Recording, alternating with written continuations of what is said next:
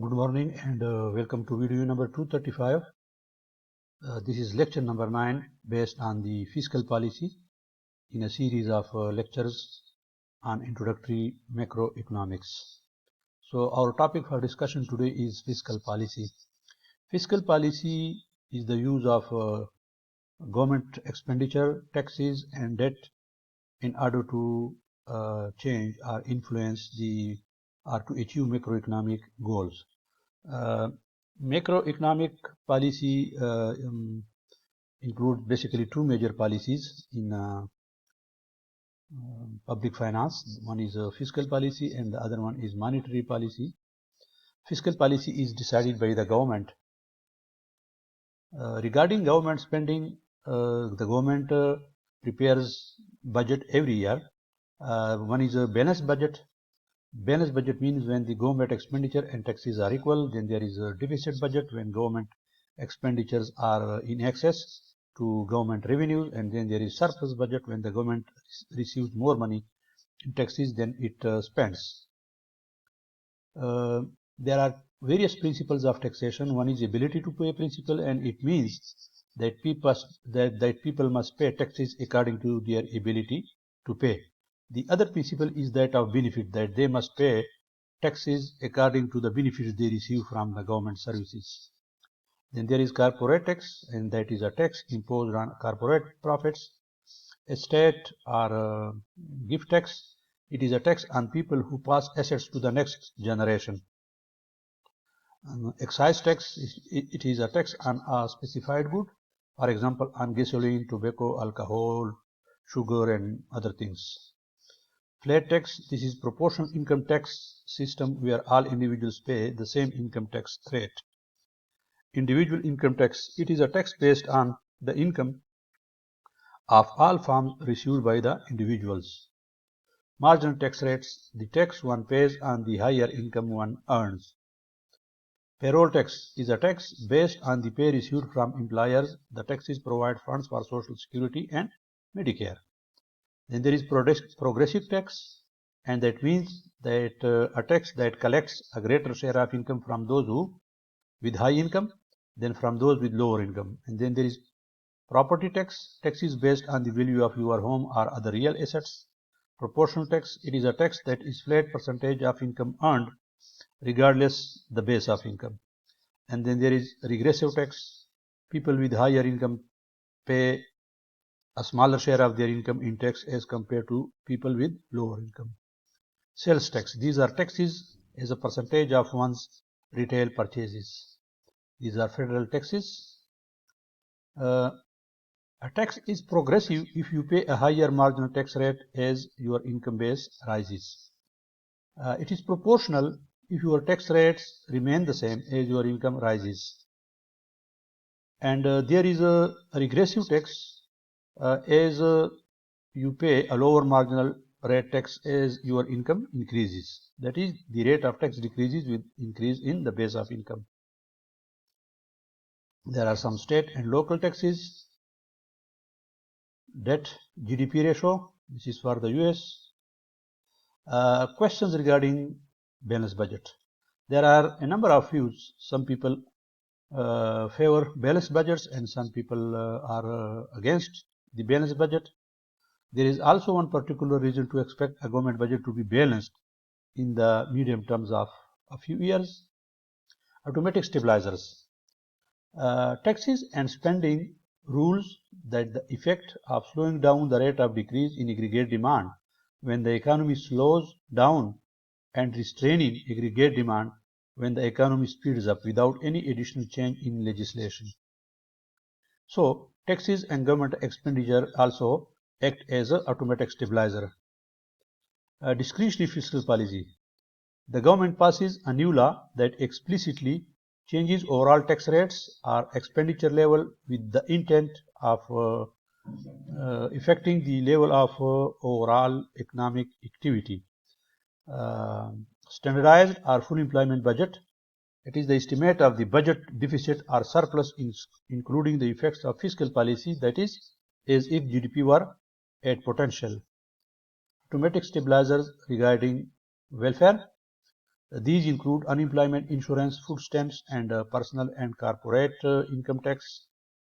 Automatic stabilizers like welfare programs such as food stamps automatically kick in when aggregate demand falls.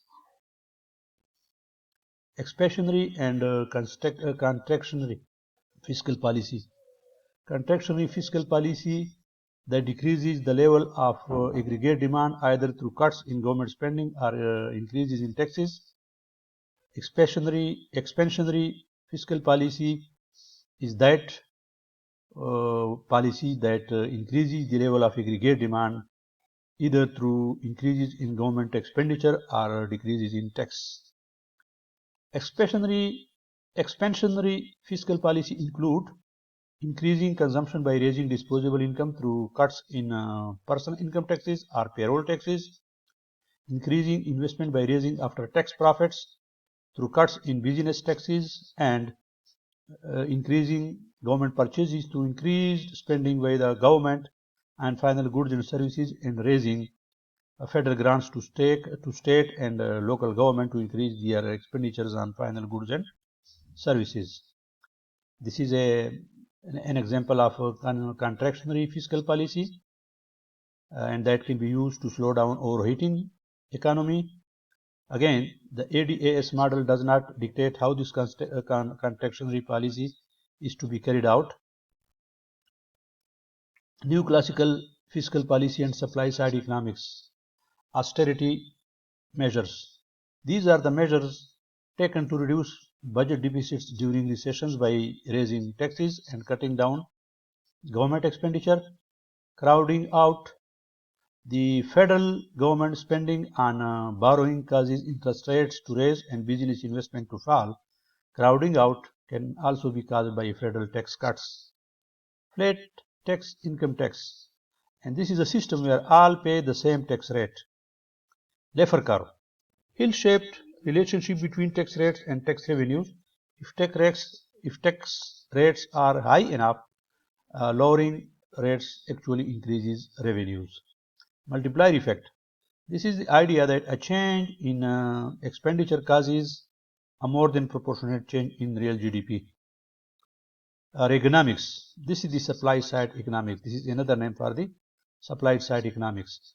And it is the belief that the economic activity is motivated by after-tax returns to that activity, so that tax cuts on personal income increase labor supply, tax cuts on saving increases saving, and tax cuts on investment increases investments.